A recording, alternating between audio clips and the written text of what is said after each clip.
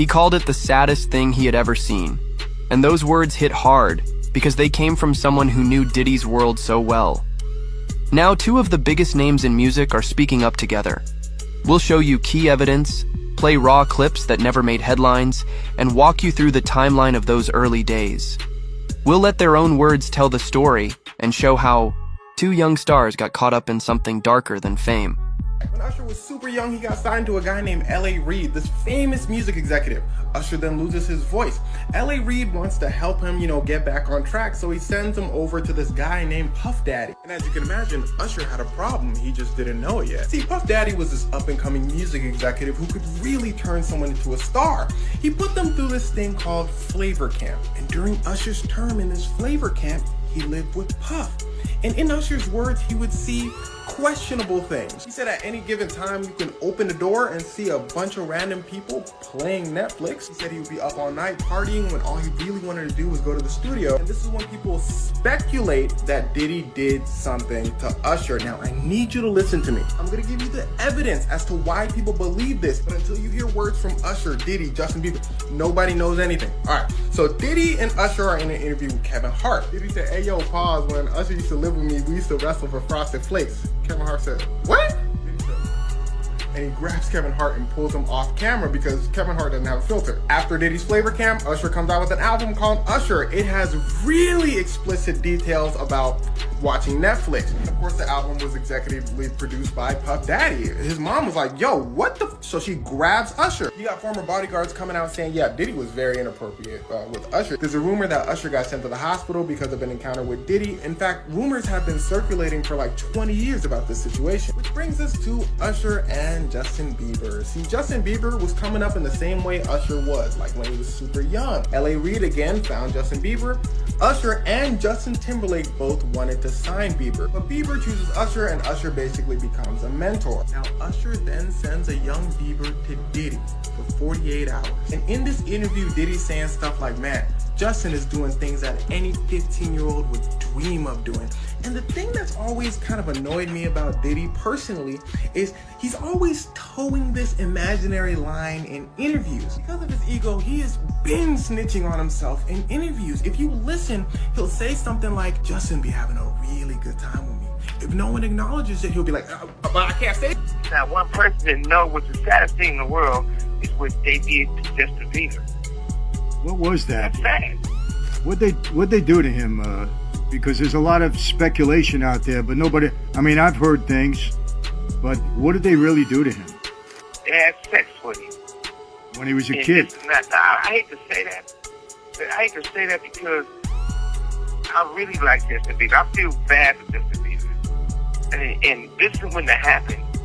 If Justin Bieber came from a wealthy family. Justin Bieber pretty much came from a poor family, but the young man was so talented, and he could have been bigger than Michael Jackson.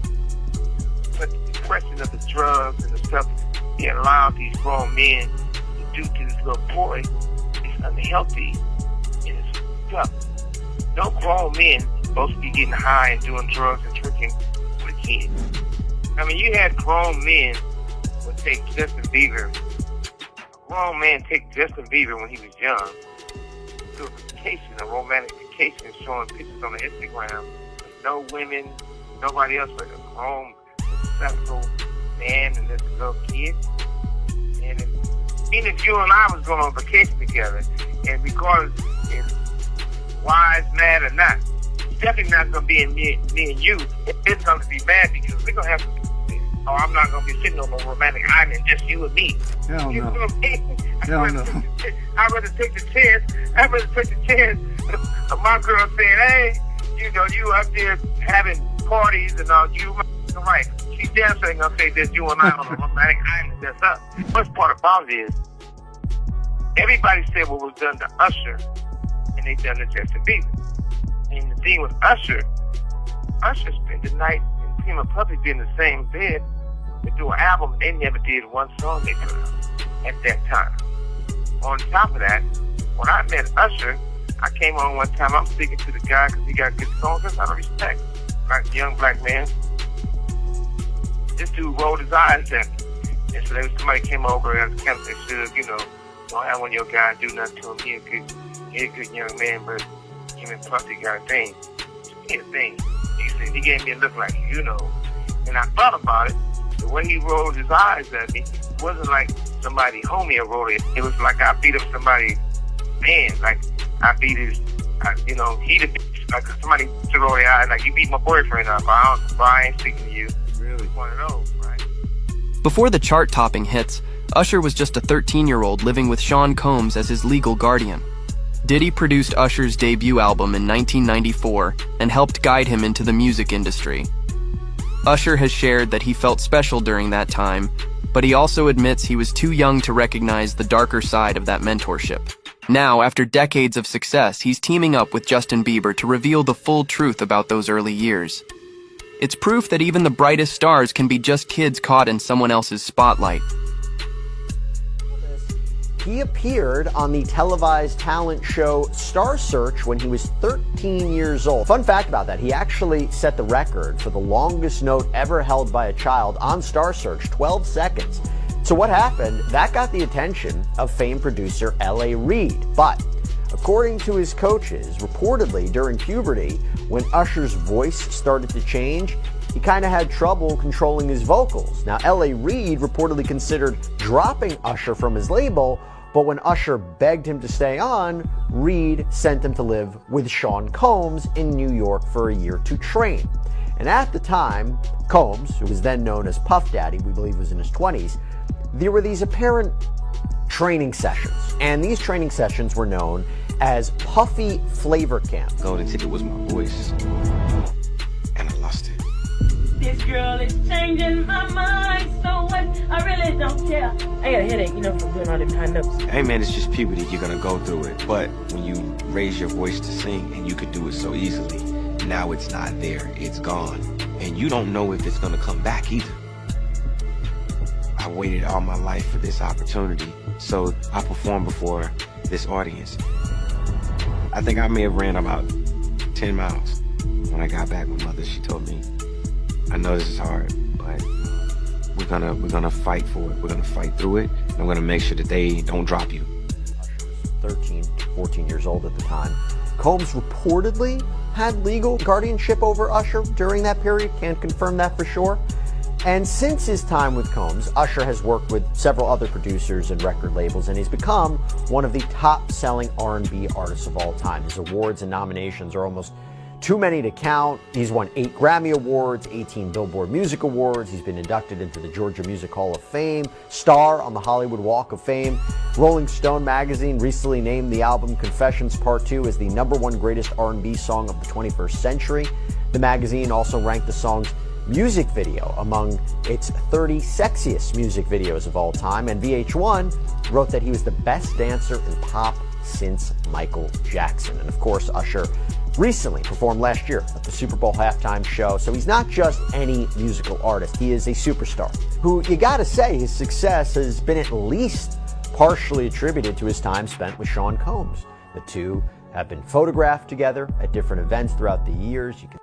In 2004, when Confessions was taking over, Usher spoke to Rolling Stone and revealed that Diddy had opened his eyes to a world he wasn't ready for.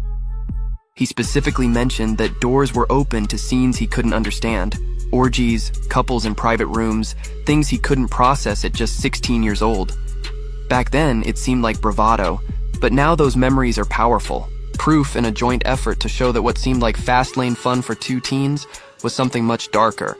Usher's words, once brushed off, now play a crucial role in their shared story. Over the years, Usher has spoken about this time in his life with Combs. For example, in 2004, Usher told Rolling Stone that Combs introduced him to essentially sex. He said, quote, "Sex is so hot in the industry, man. There was always girls around. You'd open a door and see somebody doing it or several people in a room having an orgy. You never knew what was going to happen." On the Howard Stern Show in 2016, Usher talked about his time with Combs too, saying there was definitely a lot of wild partying, but he doesn't think he was really able to understand what all was going on. And when Howard Stern asked him, would you send your own kids to something like Puffy Flavor Camp, this is what he had to say.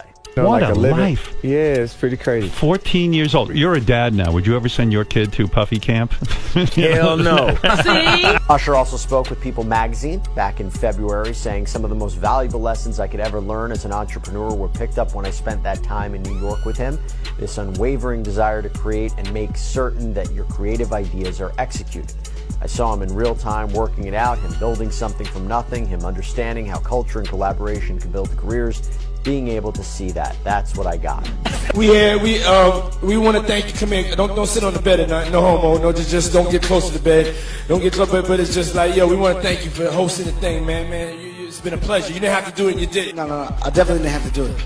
I definitely didn't have to. First and foremost, I'm not giving the bed. Shout out to him and what he did. I'm just gonna, if we can, let's just put the camera a little this way, just so we're not. I don't want my shot to even I don't want it to come close to the bed at all. I should look like he fresh off a goddamn plane. I should. Fresh off the garden stage. That's my brother right here from day one. We used to wake up and, pause, but like that's how. Back in the days when he was like 10 and I was a little bit older, his older brother, we used to fight over the Frosted Flakes. You know what I'm saying? Before pause was invented. You know what I'm saying? But it's my brother for real. We used to actually wrestle off of the Frosted Flakes because he used to always get up early.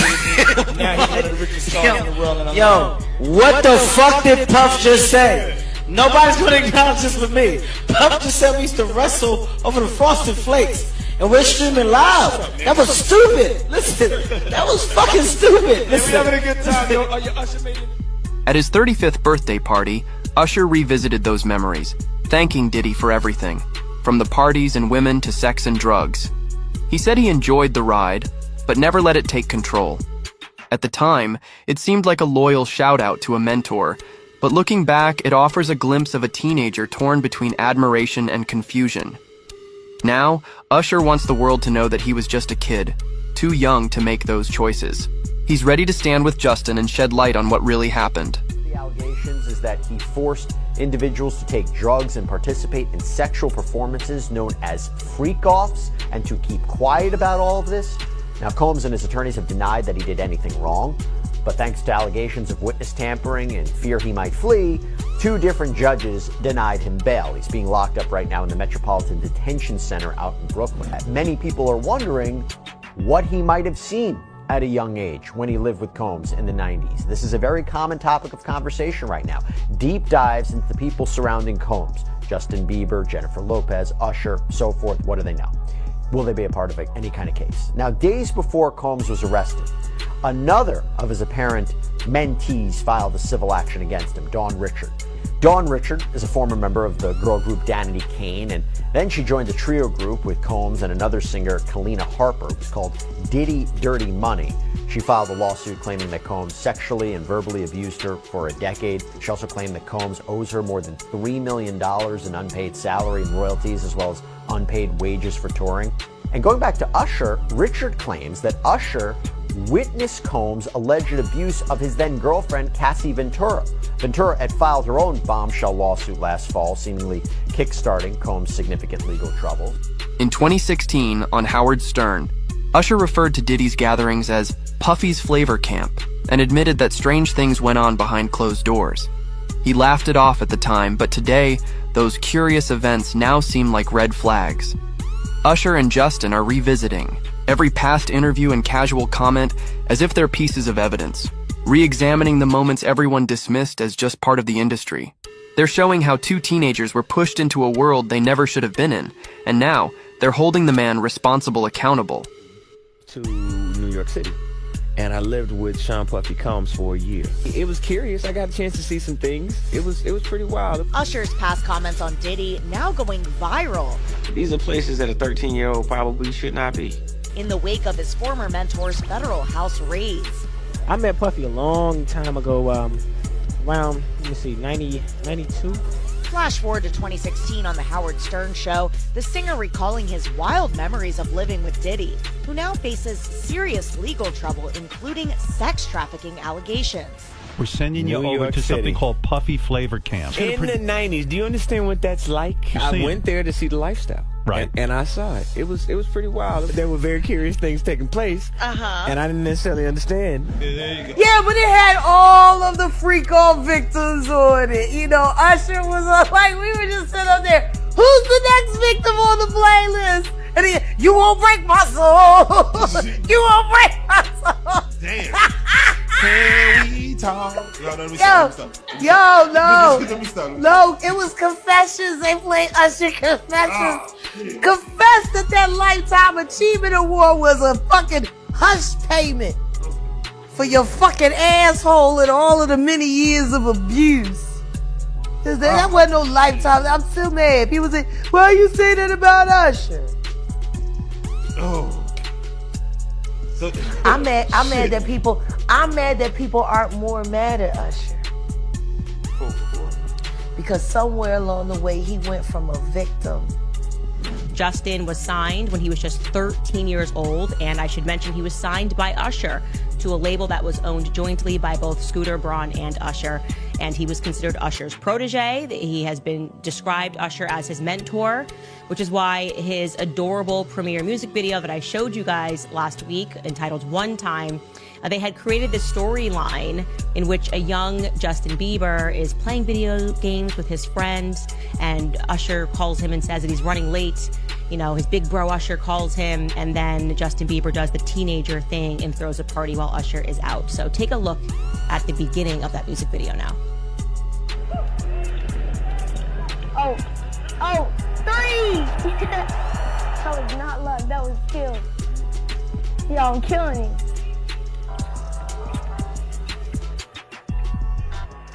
Yo, Usher. JB, what's up, man? I'm just playing video games with Ryan. You think you can hold the house down till I get back? Yeah, I can do that. All right, my man. Yo. That's how it starts, and then all of a sudden he has a party, and like I said, if you can imagine for a 13-year-old kid, I think he's 14 in the video, what a big deal. You're with Usher, one of the princes of R&B, and now he's your mentor, and you're doing what you love, you're singing songs, and their long relationship has been well documented throughout the media. Even Diddy's former bodyguard added to the alarm. Gene Deal claimed he overheard executives talking about Usher being sent to the hospital after suffering abuse so severe that he bled from the buttocks. At the time, Deal didn't know Usher's name. He just knew someone had been hurt. That story remained hidden until now. Usher and Justin are now piecing together these fragments, Suge Knight's prison tales, rumors, Usher's own flashes of memory, all to show that they were just kids, vulnerable to a predator's power. You know how people be talking and we was around some people, something like that, and then some people might say, yo, I don't F with that dude. And at the time, I didn't even know who the F Usher was. You know what I'm saying?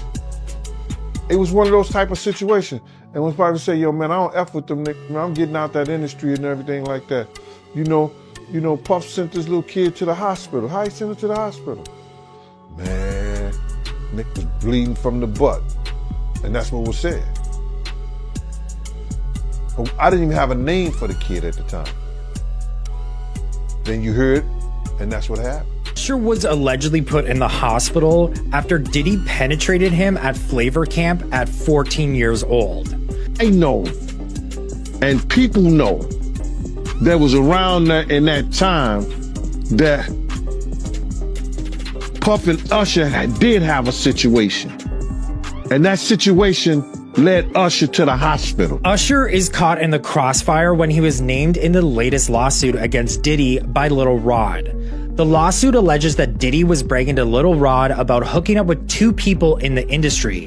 One of them, a Philadelphia rapper who dated Nicki Minaj, allegedly Meek Mill, and an artist who performed at the Super Bowl and had a successful Vegas residency, which fans say is Usher. Guys, on the real, like, a lot of you youngsters, y'all really need to check your history, man. Usher's mother gave Diddy full custody over him when he was about either 12 or 13 years old. I can't remember. She signed over legal guardianship to Diddy for her son. And at that point, back then when he was 14 years old, that's when Diddy diddled Usher, and he had to be rushed to the hospital in New York City because he had something wrong with his rectum. Later on, he caught herpes. And for those y'all, I'm 47, for those y'all in my age category, y'all know, for a while you didn't hear from Usher. And then all of a sudden, he popped back on the scene and he was making music. But he got diddled, man. I mean, it's not funny. Somebody should have reported that stuff back then. But hey, man, it's all gonna come out. Gene Deal already. Justin Bieber was barely 15 when he spent 48 hours completely under Diddy's control. A long hidden video on Justin's own YouTube channel shows Diddy announcing, "He's with me for the next 2 days doing whatever we want," calling it a 15-year-old's dream. But in hindsight, that moment now seems more like grooming. They laughed as the camera rolled, but today, Justin sees those clips differently. He's reached out to Usher saying, "We both lived it. We both knew it wasn't right." Together, they want to give context to that video, so the world understands what a 15-year-old's dream really meant. So check this out, yo. Justin, you ever seen the movie 48 Hours? Right now, he's having 48 hours with Diddy, him and his boy. They're having the times of their lives, like, you know, where we hanging out and what we doing. We can't really disclose, but it's definitely a 15-year-old's dream. People unearthing videos of Justin Bieber at Diddy parties. Now, Justin Bieber was obviously extremely young when he entered the industry, extremely innocent when he entered the industry, an industry that he did not quite understand as a boy who just knew how to sing and play the guitar and just did both of those things on YouTube. Then he was scooped up, and suddenly he was a part of people like Diddy going after him and saying, "Hey man, why don't you pick up my phone calls?" There's actually a video of that. Diddy and Justin Bieber looks to be like 15 years old and said, "Why aren't you picking up my phone calls?" And he's like, "Oh, I know you were trying to contact me through people and I don't have your number." And the next thing we know, Justin is at Diddy's parties. And in this one video, it looks like whatever Justin is doing, I'm not going to show it out of just respect for the fact that I truly believe that Justin Bieber is a victim. But whatever he is doing in this video with Trey Songz and Odell Beckham Jr. looks highly suspicious. I can show you a still from that video because I think the relevant part is Justin Bieber is not sober. But the memoir says that when she watched back the tapes, she was so shocked because there were things, quote, "Some of the tapes had things I would have never expected. The gay parties are one thing, but the young boys, like the two hip-hop stars formerly managed by Diddy and the then 18-year-old pop star, I would have never known." The book publisher is claiming that it was the friends that gave him this thumbnail, the friends that provided this memoir. The friends also provided copies of these alleged sex tapes so that he knew that it was legitimate.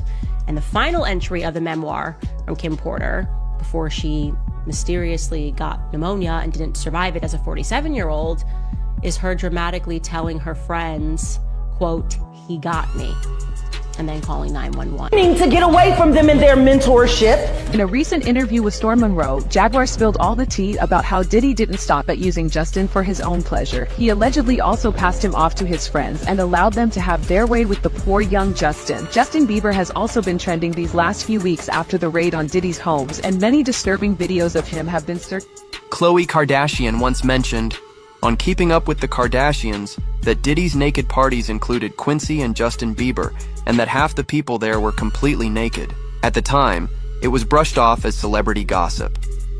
Now, Usher and Justin are turning that gossip into testimony.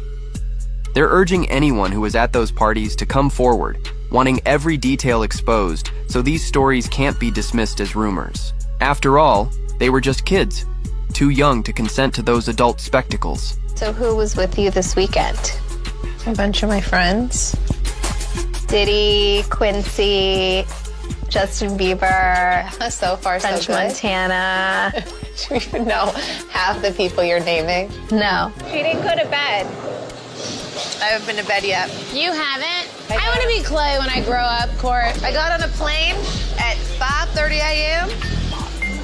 Well, this party. I think half the people there were butt naked. You would have loved it. Oh my God.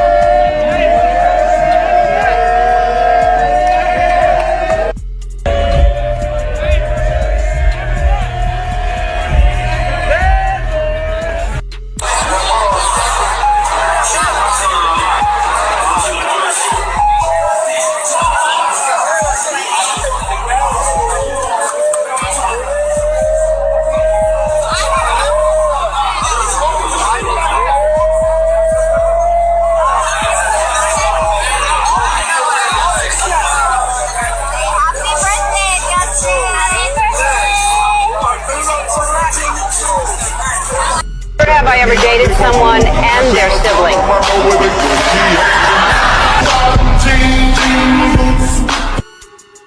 In 2020, Justin released Lonely, a song where he opens up about his true emotions, feeling invisible even at the height of his fame.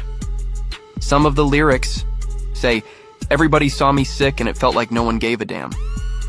This isn't just about Justin's mental health. It's about being a child pushed into situations and demands he couldn't handle.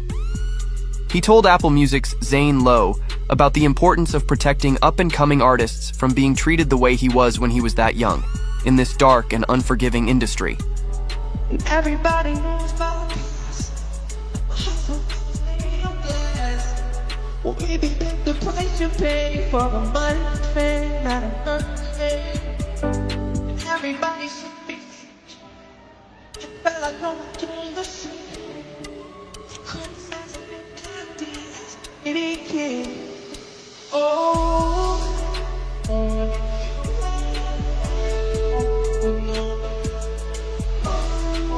I'm tearing up thinking about it, just with the Kobe situation, you know.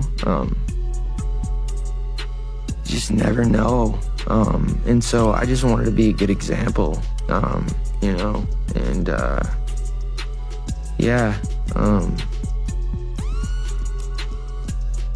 Did you feel protective of her? Yeah, I definitely feel protective of her. It was hard for me being that young and being in the industry and not knowing where to turn, and everyone, you know, telling me they loved me and, you know, just turn their back on you in a second.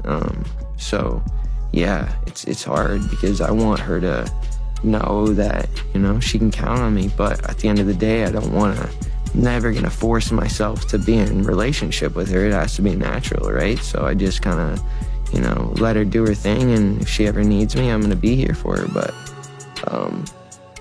yeah, just protecting those moments, because people take for granted encounters, and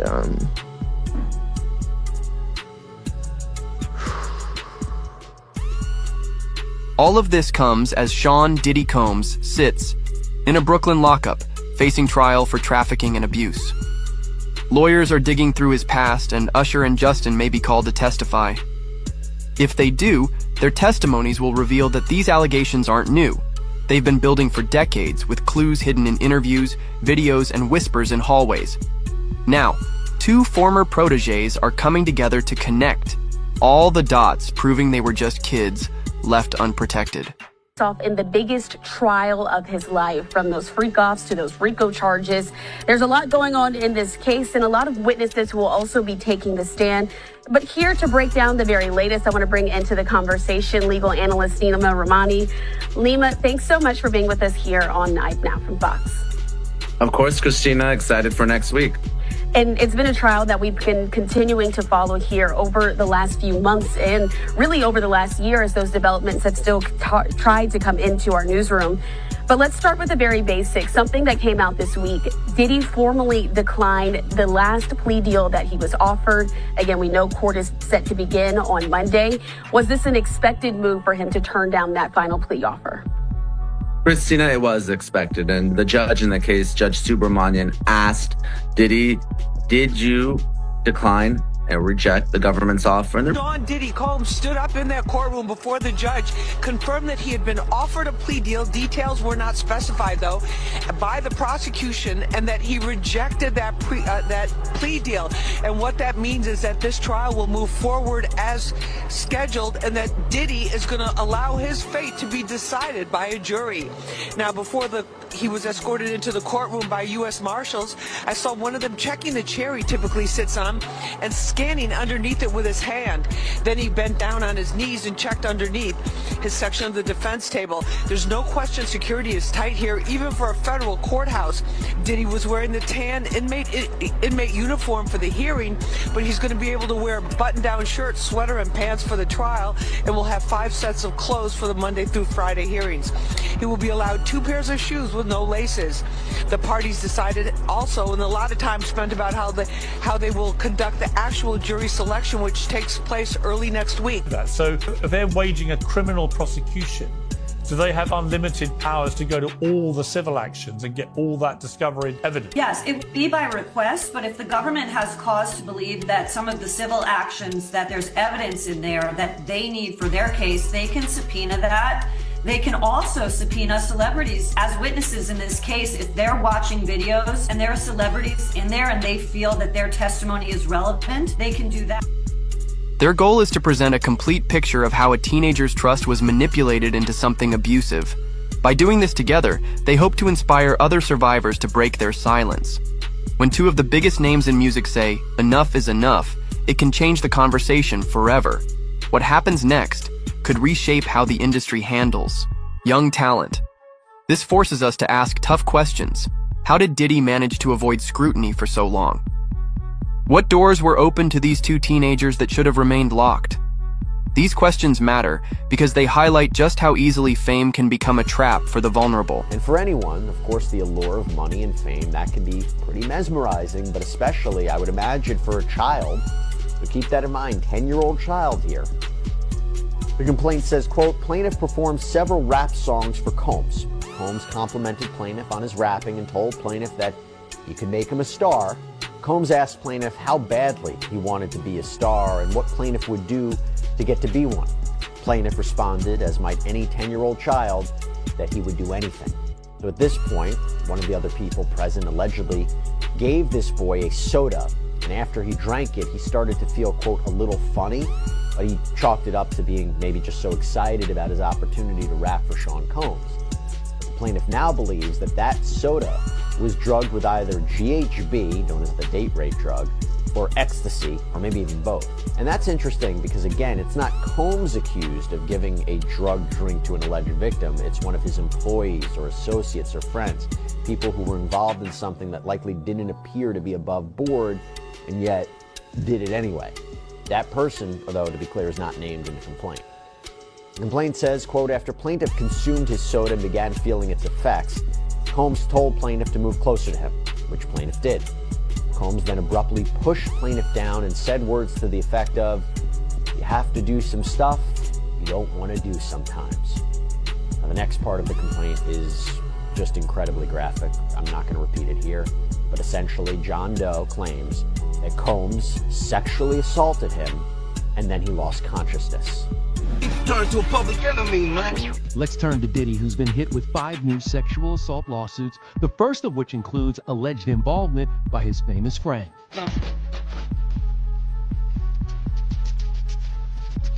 According to this complaint, a Jane Doe accuser claims she was just 13 when Diddy and an unnamed male star allegedly raped her while another female celebrity watched. The alleged assault occurred during a 2000 VMA after party, hours after E.T. spoke to Diddy and then girlfriend J-Lo on the red carpet. We're very excited. There's a good energy in the air, so very happy. It's a big old party though, you know. The woman claims while at the party she drank something that made her feel disoriented. She then went to rest in a bedroom when Diddy and the male celeb allegedly took turns raping her with no intervention by the female who watched. There is no indication J-Lo attended this VMA after party. But Busby told reporters that the future plaintiffs have, quote, legitimacy and merit thanks to corroborating evidence and witnesses. In fact, a former detective from the Houston Police Department has joined his firm to help vet people and their accounts. As Busby says that some have already even spoken with the FBI in connection with that agency's investigation into Sean Combs, and Busby says they're sharing all information that they come across. The allegations against Combs run the gamut from sexual assault and rape to false imprisonment to prostitution, and of the 120 individual plaintiffs that Busby plans to represent, he says 25 of them were minors when they say they were attacked. You should know, in this group, it's evenly divided between males and females. There are 60 males and 60 females who have joined us to pursue these claims as plaintiffs. In this group, 62% identify as African American, 30% are white, and the remainder are Hispanic or Asian. The victims are from more than 25 states. The majority are from California, New York, Georgia, and Florida. Our youngest victim at the time of the occurrence was 9 years old. As they find strength in numbers, Usher and Justin are sending a powerful message. They were just kids, and they won't let that be forgotten. If they step into that courtroom, they'll bring every memory of fear and every lost moment of innocence into the light. They'll stand together, so no one else has to face what they did alone. Thank you for sticking with us through this deep dive. If you want every update on this story, every leaked clip, every court filing, every new testimony, hit that like button, subscribe, and ring the bell. Drop your thoughts in the comments below. What questions do you want Usher and Justin to ask Diddy under oath? We're here to keep digging until the full truth is revealed. Suge Knight's shocking claims about Sean Combs are out, and now Usher and Justin Bieber are joining forces to reveal what happened when they were just kids in Diddy's world. Knight told Michael Frenzy in prison that Diddy sent a young Justin on romantic trips with older men and showed Instagram photos with no one else in them. He called it the saddest thing he had ever seen, and those words hit hard because they came from someone who knew Diddy's world so well. Now, two of the biggest names in music are speaking up together. We'll show you key evidence, play raw clips that never made headlines, and walk you through the timeline of those early days. We'll let their own words tell the story and show how two young stars got caught up in something darker than fame. When Usher was super young, he got signed to a guy named L.A. Reid, this famous music executive. Usher then loses his voice. L.A. Reid wants to help him, get back on track, so he sends him over to this guy named Puff Daddy. And as you can imagine, Usher had a problem, he just didn't know it yet. See, Puff Daddy was this up-and-coming music executive who could really turn someone into a star. He put them through this thing called Flavor Camp. And during Usher's term in this Flavor Camp, he lived with Puff. And in Usher's words, he would see questionable things. He said at any given time, you can open the door and see a bunch of random people playing Netflix. He said he would be up all night partying when all he really wanted to do was go to the studio. And this is when people speculate that Diddy did something to Usher. Now, I need you to listen to me. I'm gonna give you the evidence as to why people believe this, but until you hear words from Usher, Diddy, Justin Bieber, nobody knows anything. All right, so Diddy and Usher are in an interview with Kevin Hart. Diddy said, "Hey, yo, pause. When Usher used to live with me, we used to wrestle for Frosted Flakes." Kevin Hart said, "What?"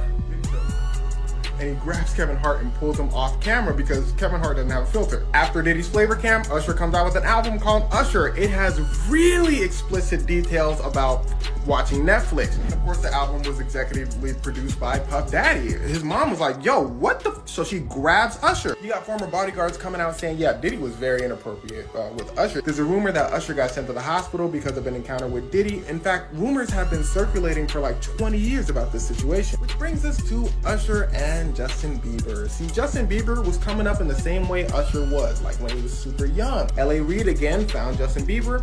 Usher and Justin Timberlake both wanted to sign Bieber, but Bieber chooses Usher and Usher basically becomes a mentor. Now, Usher then sends a young Bieber to Diddy for 48 hours. And in this interview, Diddy's saying stuff like, "Man, Justin is doing things that any 15-year-old would dream of doing."